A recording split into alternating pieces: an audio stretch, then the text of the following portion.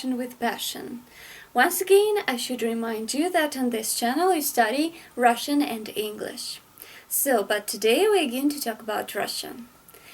Today we're going to start, working with quite a complicated topic in the Russian language. I'm talking about numbers and cases. As you know, Russian nouns are declined and then they change endings. In English, there are just a couple of endings, and most of them belong to verbs. As for nouns, the endings usually are, there is just one ending, which is very popular, and it is S. In Russian, it is very different. So let's get cracking. Let's start. We're trying to remember and to understand things here. Actually, there's not much to understand. There's much to remember. Let's start. Let's get down to business. So, first of all, let's talk about genders. As you know, maybe not. Anyways, in Russian, every noun has a gender. So, not only live creatures, but also some objects. For example, a pen. In English, it has no gender, grammatical, and in Russian, it is ruchka. It is feminine. It has a gender, as if it were a girl or something. But if you talk about a pencil, karandash, it is masculine. So it's like a boy or something. You do not need to understand that. You just have to remember. So in this case, Russian is a little bit like German. So let's start. In Russian, there are three genders. Like in German, there is masculine, there's feminine, and neuter. So, as for masculine, the way how you can define the gender of the noun. Masculine nouns have usually no ending, so they end in a consonant, like dom, a house, or svet, light, and so on. Also, masculine nouns can end in y. It's considered to be a consonant, but some investigators, some researchers, scientists think that it is somewhere in between. But that's not what we are going to talk about today. So y counts too. For instance, chai, tea, masculine. Masculine nouns can also end in a and ya, like in the words papa, dядя. But these endings are used very seldom. Also, there is one more thing, but we'll discuss it a little bit later. Now, feminine. So, if your word ends in a, it's feminine, like ручка. Feminine nouns also end in ya, семья, family. Notice that masculine nouns can also have these endings, but feminine nouns have them much more often.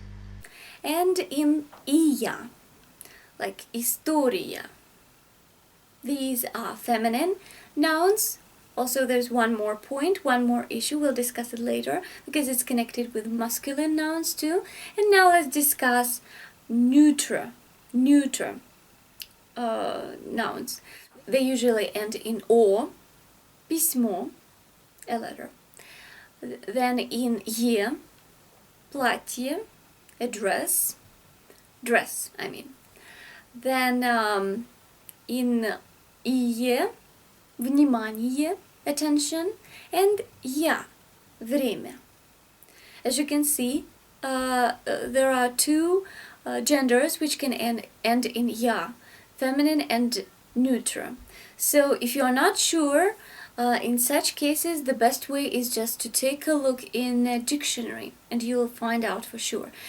You might ask yourself right now, why should I know all these genders?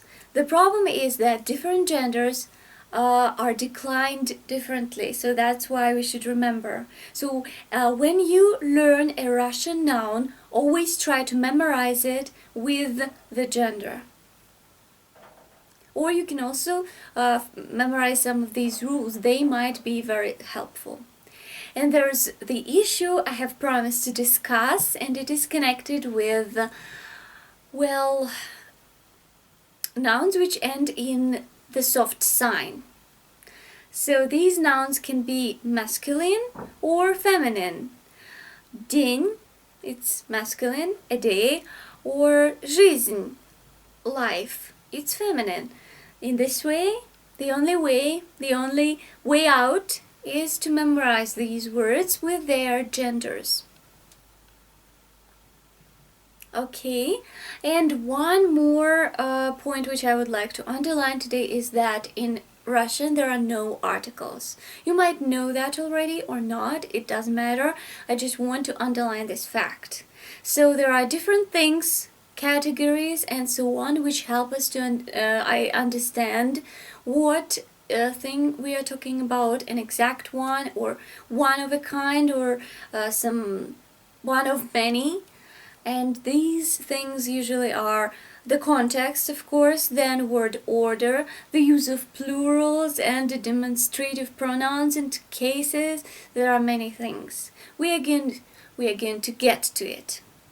So, but that's it for today. I hope that you enjoyed this video lesson and you learned a little more about Russian, and well, do not get confused, it's not that complicated. We're going to work things out, do not worry. So stay tuned, keep studying Russian with me, and English too, by the way.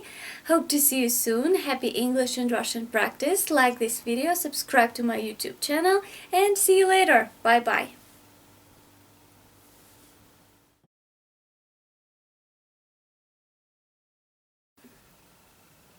Now let's talk about Neuter.